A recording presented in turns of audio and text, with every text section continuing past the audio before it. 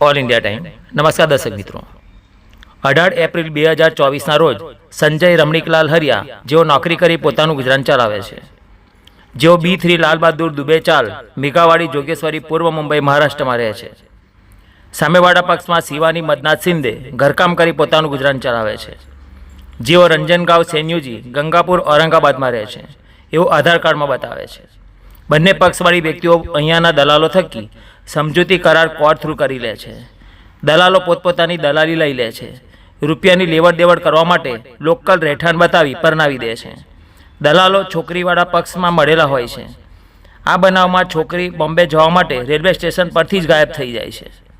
સોગંદનામું કરાવતી વખતે છોકરી ઘરેથી પહેરેલ કપડે નીકળેલ છે એવા ખોટા લખાણ કરી છોકરાવાળા પક્ષ પાસેથી દલાલો રૂપિયા પડાવી લે છે. રીઢા દલાલો મેરેજ રજિસ્ટ્રેશનનું ફોર્મ જે ઓફિસથી બતાવે છે તે ઓફિસેથી લગ્ન કરાવતા નથી. આ બનાવમાં એ જ પ્રમાણે બનેલ છે. રજિસ્ટ્રેશનનું ફોર્મ ભર્યું હતું ત્યાંથી લગ્ન કરાવવામાં આવેલ નથી. કહેવાનો મતલબ, આવો મેરેજ બ્યુરો ઓફિસવાળા જ આવા દલાલોને મળેલા હોય છે અને પછી કેસ કે ફરિયાદ કરવાની ધમકી આપી ફરી પૈસા પડાવી લે છે.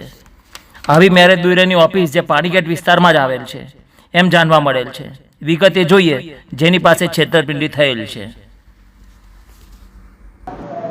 તમારું નામ શું છે? મારું નામ સંજય રમણીક હરિયા છે. ક્યાંથી આવો છો? હું મહારાષ્ટ્ર મુંબઈથી જોગેશ્વરીથી આવ્યો છું શું કારણથી આવ્યા? લગ્ન કરવા માટે. કેટલી ઉંમર છે તમારી? મારી ઉંમર 33 વર્ષ છે. તમને અહીંયા મેસેજ કેવી રીતે મળ્યો કે અહીંયા લગ્ન કરીશું એવું? અમારા કચ્છ ગામમાં ભોજાઈથી એક ઇકબાલભાઈ કરીને એ મને અહીંયા વડોદરા લઈ આવ્યા. ઇકબાલભાઈ કોણ છે? ઇકબાલભાઈ ભોજાઈમાં ખેતીનું કામકાજ કરે છે અને સાથે દલાલીનું પણ કામકાજ કરે છે. કેટલી વખતથી ઓળખો છો તમે ઇકબાલભાઈને? ઇકબાલભાઈને 10-15 વર્ષથી ઓળખું છું. સારી રીતે ઓળખો છો તમે? હા. એ કયા રહે છે અહીંયા? એ ભોજાઈ ગામમાં રહે છે, કચ્છમાં.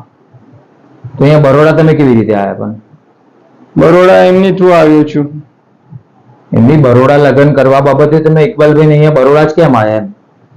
અહીંયા લગ્ન થાય છે એટલા માટે. લગ્ન તો કોઈ પણ જગ્યાએ થઈ શકે છે ને. અહીંયા ઇકબાલભાઈ કોઈકના ઓળખાણમાં કે કેવી રીતે તમે ઇકબાલભાઈને મળ્યા? ત્યાંથી ઇકબાલભાઈ અહીંયા આવ્યા અને અમને બોમ્બેથી બોલાવ્યા. ત્યાંથી ઇકબાલભાઈ અમને ભરતભાઈ સાથે મીટિંગ કરાવી. અમે પછી ત્યાંથી સ્ટેશન ઉપર મળ્યા અને પછી અમે પાદરા ગયા. પાદરાથી અમને આમલા લઈ ગયા. આમલાથી ત્યાં અમને બધી મીટિંગ કરાવી. પછી અમને ત્યાં પાદરા કોર્ટમાં અમને લગ્ન ડોક્યુમેન્ટ્સ ને એ બધી રજીસ્ટ્રી કરાવી. પછી અમને પૈસા કીધા કે એટલા લાગશે. કેટલા પૈસા કીધા હતા? 2,25,000. 2,25,000? હા. ઇકબાલભાઈએ વાત કરી હતી તમને પૈસાની? ઇકબાલભાઈ એ નહીં, બીજા એમના સાથે જે ભાઈ હતા એમને. એમનું નામ ખબર છે તમને? એક બેન હતા અને એક ભાઈ હતા. ક્યાંના હતા એવું તમે કંઈક ઓળખો છો એ લોકોને? નહીં, એ ઇકબાલભાઈ ઓળખે છે. ઇકબાલભાઈ તમે કહો છો કે અહીંયા બરોડાના છે જ નહીં, તો તમે કેવી રીતે? એ અમને એમનો કોન્ટેક્ટ કરાવ્યો. કોન્ટેક્ટ કરાયા પછી તમે ઓળખતા તો હોવા જોઈએ ને? એમ નહીં, એ એમના સાથે જોડ્યા હતા, ત્યાં હાજર હતા કોર્ટમાં ને રજિસ્ટર ઓફિસમાં. તો કયા ગામ પછી ગયા હતા તમે અહીંયાથી? આમલા. કઈ આવ્યું કઈ ગામ? એ પાદરા તાલુકામાં આવે છે. છોકરી વિશે શું વાત કરી હતી તમને? છોકરી સાથે અમને મીટિંગ કરાવી, વાત કરાવી, બધું કરાવ્યું. પછી અમને પસંદ પડી.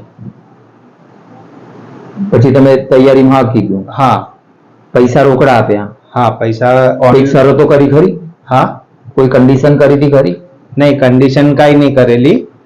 તમને ચેક કરો, મીટિંગ કરો, તમને પસંદ આવે તો કરો. અને પછી એમને કીધું કે અમને એટલા પૈસા લાગશે. આવું કોને કીધું હતું તમને? હા, ઇકબાલભાઈએ કીધું હતું? નહીં, ઇકબાલભાઈએ નહીં, એમના સાથે જે હતા એ. પણ તમે મુન્નીબેન કરીને બેન હતા, એમણે કીધું. પછી તમે શું કર્યું? પછી અમને અમારા પાસે જેટલા પૈસા હતા તો એમને ઓનલાઈન પણ લઈ લીધા અને કેશ જ જોઈએ છે એમ કીધું અમને. પૈસા આપ્યા પછી તમે શું કર્યું? પછી અમે ત્યાંથી અમે બડોદરા સ્ટેશન આવ્યા.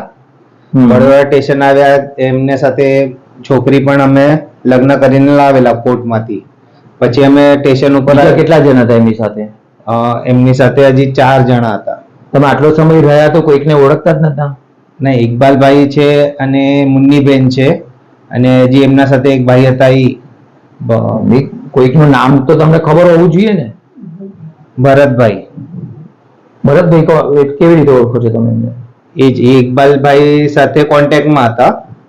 ઇકબાલભાઈ સાથે અમે ભરતભાઈ સાથે ઇકબાલભાઈએ અમને ભરતભાઈ સાથે મીટિંગ કરાવી. ત્યાંથી તે એક મુન્નીબેન કરીને હતા, તેમના સાથે મીટિંગ કરાવી. કોર્ટ મેરેજ કર્યા? હા. પછી શું થયું? પછી અમે ત્યાંથી ઇકોમાં અમને સ્ટેશન ઉપર છોડ્યા. પછી અમે ટ્રેનની ટિકિટ કઢાવવા ગયા તો ઓલી છોકરીએ કીધું કે મને ટોયલેટ જવું છે અને ટોયલેટ લઈ ગયા અને ટોયલેટ થી છોકરી ગાયબ થઈ ગઈ. આ તમે કોર્ટ મેરેજ કયા દિવસે કર્યા? કાલના તારીખમાં, એટલે 18 તારીખના. 18 તારીખ? હા.